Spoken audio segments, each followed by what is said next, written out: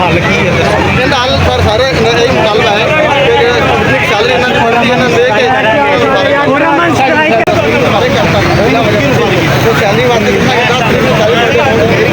10 ਤਰੀਕ ਨੂੰ 12 ਤਰੀਕ ਨੂੰ ਅਸੀਂ ਉੱਧਰ ਗਏ ਉਹਨਾਂ ਨੇ ਬੰਦੇ ਸਾਰੇ ਕਰ ਯਾਰ ਆ ਜਾਓ ਠੀਕ ਹੈ ਸਾਡੇ ਸਾਰੇ ਬਜ਼ੁਰਗ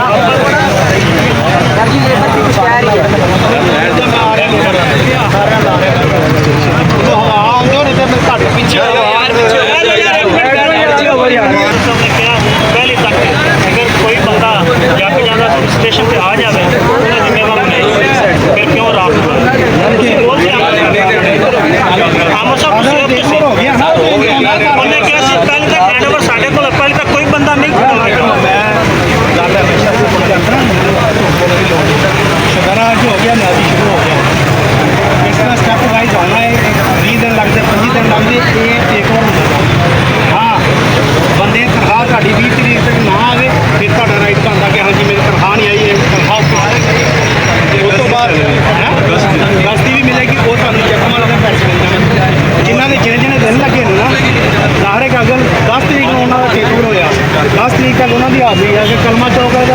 18 तरीक में हो रहा वो 18 दिन की हाजिरी बनेगी इस तरह रूटीन के सारे की हाजिरी बनेगी यार मैं कैप्टन नहीं जानता मैं तेना मैं आया ना मजबूर हो गए हैं यकीन करो बच्चा नहीं रात हांडी नहीं पकाई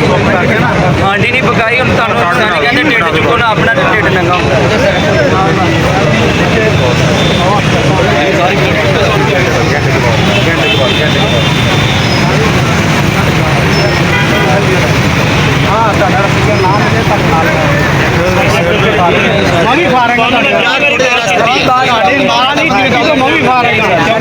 ठेका मुक गया ठीक है ना मैं भी फारग हाँ लेकिन हूँ उन्होंने लैटर ही आ रहा वा 13 तरीक को 12 तरीक को 3 महीने बंदोबस्त कर लो वो चीज़ पता हर बंदा नहीं और हर स्टेशन के एग्जाम के फार्म आए कि नहीं बंदे को मैं आप भेजे ने खपो ना जाके अपने जमा कराओ जल्दी नौकरी लगने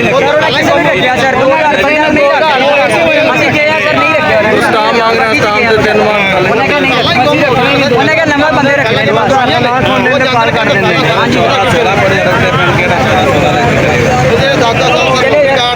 पढ़े लिखे लगे भी सर बेटा हुण इहदा हल की है? ਇਹਦਾ ਹੱਲ ਸਰ ਸਾਰੇ ਇਹ ਮੁਤਾਲਬਾ ਹੈ ਕਿ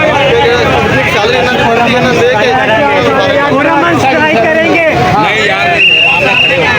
इन्होंने मेन मकसद है साढ़े पिछले महीने सारी सैलरी ट्रांसफर करने जो बकाया जाते रहते हैं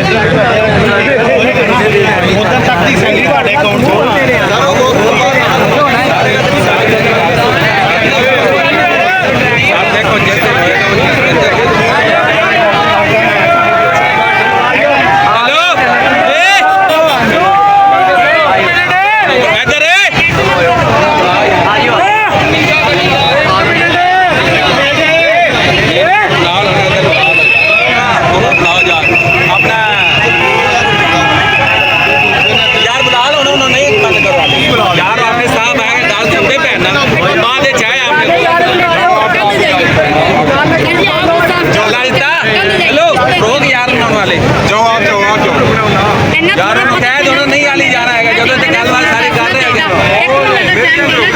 यार हम बात दे दो ना सैलरी वास्ते कितना 10 तरीक को सैलरी 10 तरीक को 12 तरीक को उधर गए उन्होंने बंदे सारे यार आ जाओ ठीक है थोड़ा पकाया जा आ रहा कुआली तो काटे तो बाहर किया दफ्तर जाने 6 साल दफ्तर जाने चूड़े दी इत्थे बड़ी औकात ਕਰਦੇ ਸਾਡੀ ਇੰਨੀ ਕਾਬਲੀਅਤ